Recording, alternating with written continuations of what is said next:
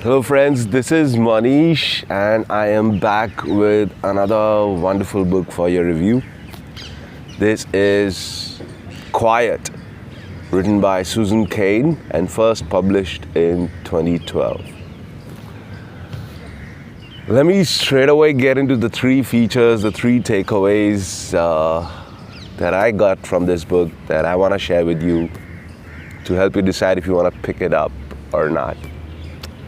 Number one, this book, it's a vindication for the introverts. Yeah. It says quiet, and I was deceived. I thought that this is going to talk about the benefits or the beauty or the significance of silence and how to cultivate it.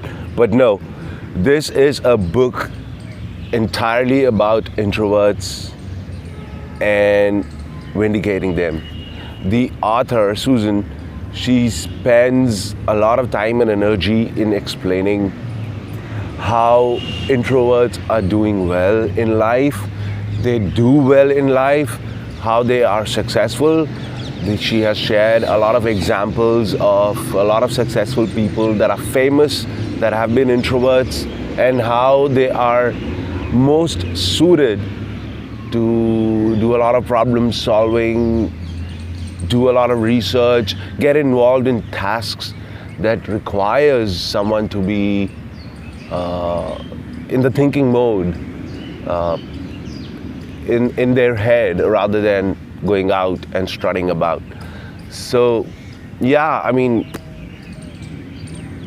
for someone who feels like an introvert and lacks a bit of confidence, I think they will do well to pick this book up and realize that being an introvert can be very good.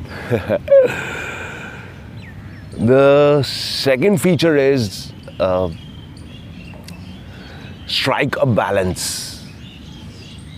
While the author goes on talking about the benefits of being an introvert and how useful it can be, she also realizes and justifies, or rather demands, that we strike a balance, and not just for introverts but for extroverts as well. So whether we are an introvert or an extrovert, we need to strike a balance. For instance, if we are going to a fundraiser, a get-together of various people from all walks of life, and we are trying to make connections, it would do well to enter the party with confidence, with a smile on your face, and be willing to engage in discussions on and off with everyone. Or when making a presentation, we should be able to speak clearly, engage with the audience, get them involved, and being an extrovert helps with that.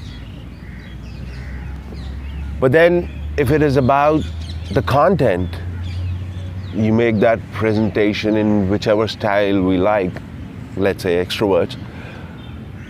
But the content of that presentation, it requires mindful thinking, time and energy and mind devoted to researching the topic, being able to articulate your experiences and your learning, and how you will be able to communicate that with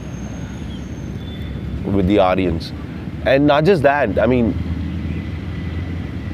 be it playing a guitar or a musical instrument or anything that requires dedicated, prolonged effort, that is where an introvert is most suited. And not just in things, in life, but also in relationships. Introverts tend to have less friends, but meaningful relationships. And extroverts tend to have a lot of friends, but not many that will pass as having a meaningful relationship with.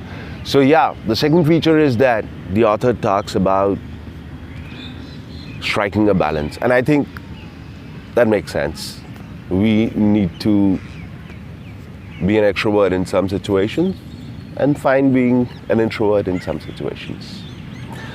Third feature, and for me that's the most important one, I think the author, Susan Cain, she has missed the point entirely.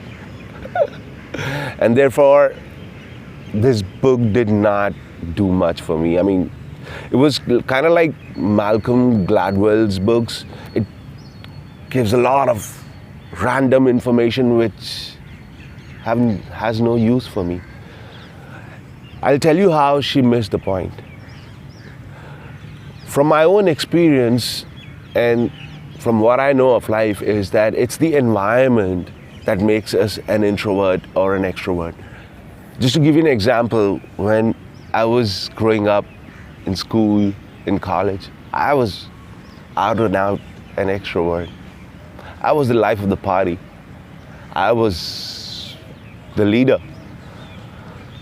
I was the leader of the gang. I was having fun. I had the best of relationships, everything. And I lacked no confidence. I was oozing with it. And life was good. I was really happy. But then as I got into my career, taking on a job, taking on more responsibilities, and doing that work that requires effort and time and mindful investment, and the general uncertainty that comes with the times we live in, I have become an introvert. I like spending time on my own, reading a book, rather than going to a party and engaging with a lot of people. So what I'm trying to say is it's God's way of helping us adapt. So it's not introvert versus extrovert. It's who we are in relation to the environment we are in. And that's beautiful. Because when I was in school or college, I didn't have no responsibilities. I could afford to be an extrovert. I was cracking jokes all the time. I had no response. Nothing that I did had serious consequences. But now everything has a serious consequence. Like I have to meet deadlines after deadlines. I need to bring in the moolah every payday. And there are so many things that I need to take care of. And that requires that I will step away from the world and spend time alone thinking about how to take care of these things, right? It would not do good that if I were to meet deadlines week in and week after, and I'll be going about being an extrovert, having a party or whatever, right? So what I'm trying to say is that it's God's beautiful way of making us adaptable. We become introverts when there are obstacles to overcome. There are problems to solve. And life in general is a little hard. And we become extroverts when everything is going good.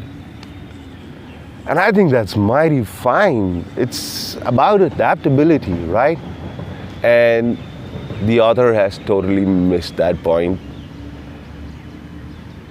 And with this point, everything else becomes redundant. I mean, it's not necessary. Probably the only thing is that if we are aware, then we can better adapt to everyday situations. And that's the key, the best takeaway from this book. Yeah. So guys, that was my spiel for Susan Cain's Quiet. I hope you like the video. And until next time, happy reading.